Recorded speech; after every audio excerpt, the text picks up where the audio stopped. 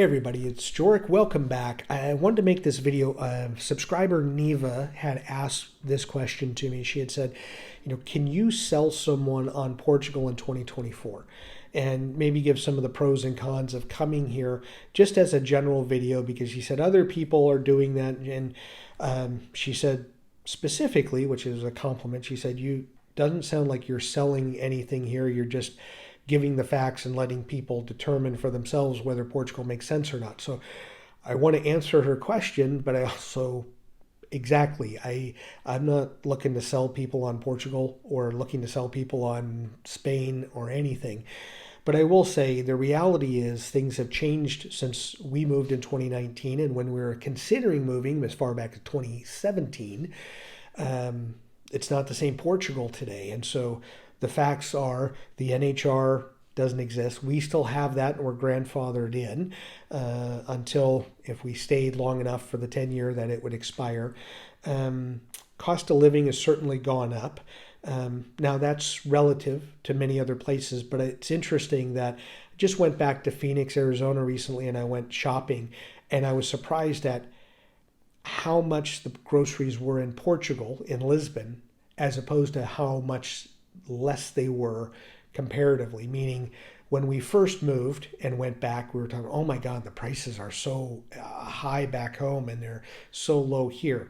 Well, that margin has changed. It hasn't flipped, but it's gotten smaller to where when you're getting essentials, we ended up getting like eggs, chicken, milk, bread, apples, like the basic items. And when we're comparing that to what the cost was, even considering dollars to euros, we're going, in some cases, it was cheaper in the US than it was here in Portugal, that was shocking to me that in 2024, that is the case.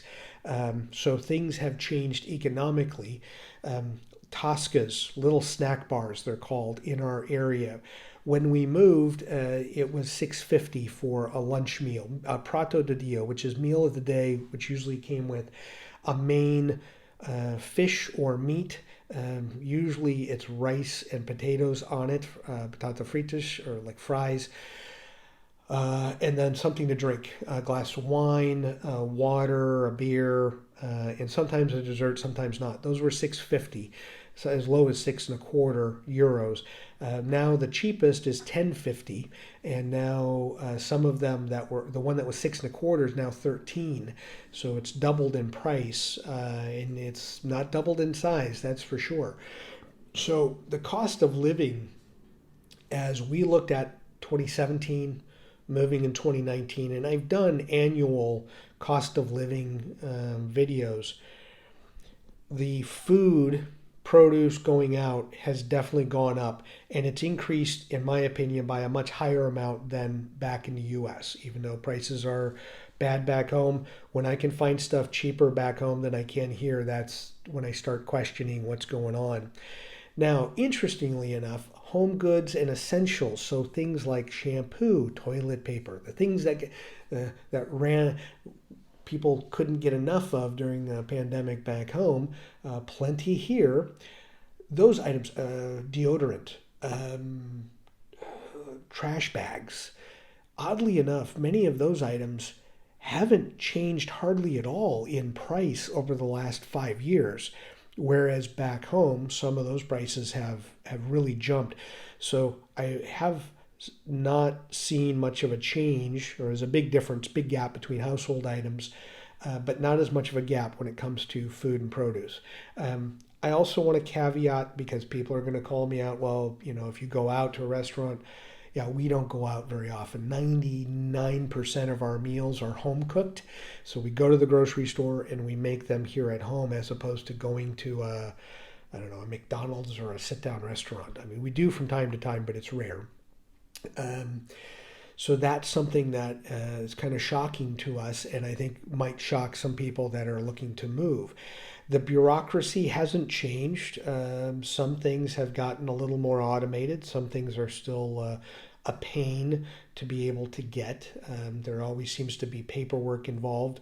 in things that, why does it take 2.5 hours to open a bank account in Portugal? I have no idea. Um, I don't see a legitimate business. Does it make it 2.5 times or more safe than opening an account someplace else? Maybe. I don't know. It's more onerous to do things, but that's what you're getting into. If you're going to move here, hey, that's just part of the deal. So you're going to have to acknowledge that and be okay with that.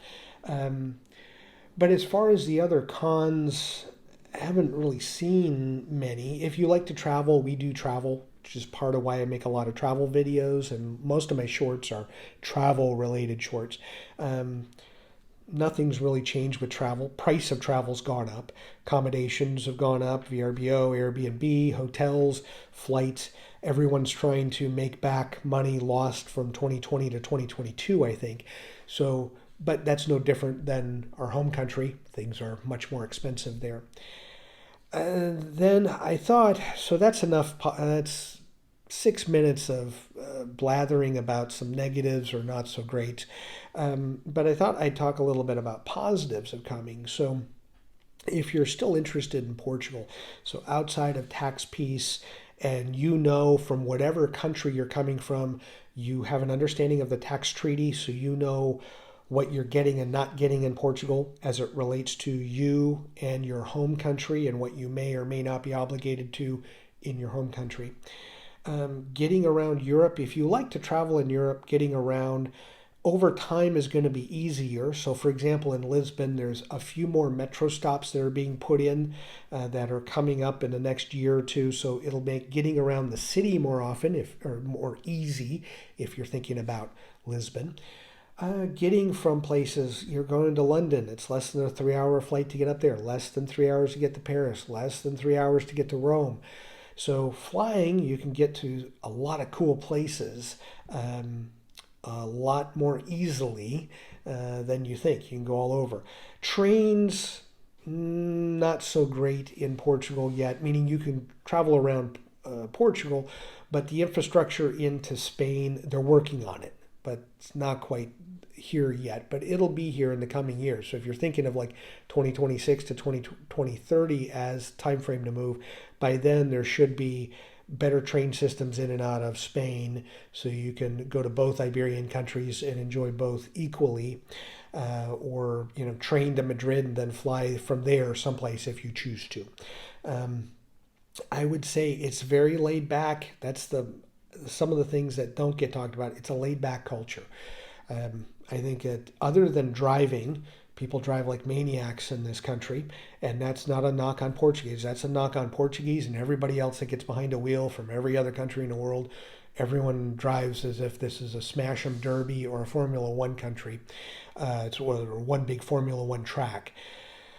But it's a laid back, so things are on vacation time, vacation mode. So it takes time. That's why it takes 2.5 hours to go to the bank. That's why it takes a long time to sometimes the grocery store to get check out groceries. That's okay. That's just part of the culture. If you want to get out of the fast lane and come into the middle of the slow lane, Portugal, has that for you. It is something that hasn't changed. It's still kind of a slower pace, easier, more relaxed. So that's something that, again, I think that's a pretty big pro, especially since many people coming here are retired or close to retirement age, where you're going to be getting your pension and you want to be able to wake up at 11 o'clock or noon, enjoy your afternoon or evening, maybe go have a couple of drinks, listen to some fado, and then go to bed and do it again the next day. For that, the pace of life and the quality, I don't think you can go wrong with. And yes, there are probably a dozen other countries that the quality, the pace is just as good. But since we're speaking about Portugal, I think there's something that it's worth focusing on, some of the good that it does have that I think, and I will also say the diversity, if you like to be outdoors, and this isn't for everybody. Some people want to be city people like Porto or Lisboa. But if you like to be outdoors, Madeira, the Azores, the beach life all along the coast of Portugal, mountains, so from hiking, biking, walking, doing trail runs and bikes and hikes. There's a lot going on. Serra da Estrela Mountains, all along the Spanish border. And another thing, I'm not all that high on Portuguese food. I haven't really made many videos about it because I think it's okay. I don't think it's that great. Just my opinion. Don't kill me. It's just an opinion.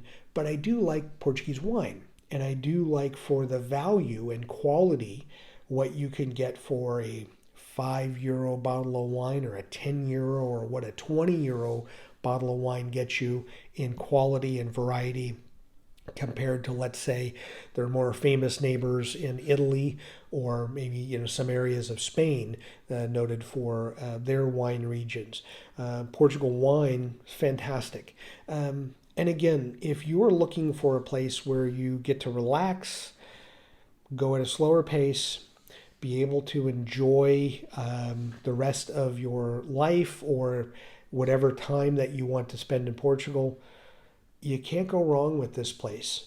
I could probably make the same video about, like I said, several other countries and come to the same conclusion, but the taxes can be a problem. There's some of the cost of living has definitely changed here. But I think as you research, people that are looking at Portugal now are more well-read, have watched more video. I think when we moved, there were, I think I counted 11 people doing videos about Portugal in 2019. Now there's over 300 people that, if it's not just Portugal only content, it's mostly Portugal content. So there's lots of people to listen to and lots of opinions to get from watching other people's content that may resonate with you differently than what my stuff does. But I would say, if you're looking at it, make sure that you're not throwing Portugal away just because of the taxes. That may end up being the case, but still, kind of, if you get past the NHR piece, find out what your tax liability is after that, and without it. And if that is a no-go, completely understand it. But it may be worth just a second look and talking to an accountant or a couple of accountants to find out if you like Portugal for all the other reasons, but maybe not the tax reasons, is that a big enough reason to say no? For some of you, absolutely is. For some of you, it may still be, we're going to find a way to work it out. Maybe we'll stay for a couple of years, see how it works out. And if not, then we'll pull the plug and go someplace else. But anyway, I hope this answers the question. Like I said, it's very subjective, and I try not to be negative. I try to be realistic. I also try not to be too sugarcoating things, because I don't think people appreciate that, and it doesn't help you make a good decision on things. But Neva, I hope this answers your question as best as I can, to try to tap dance around, not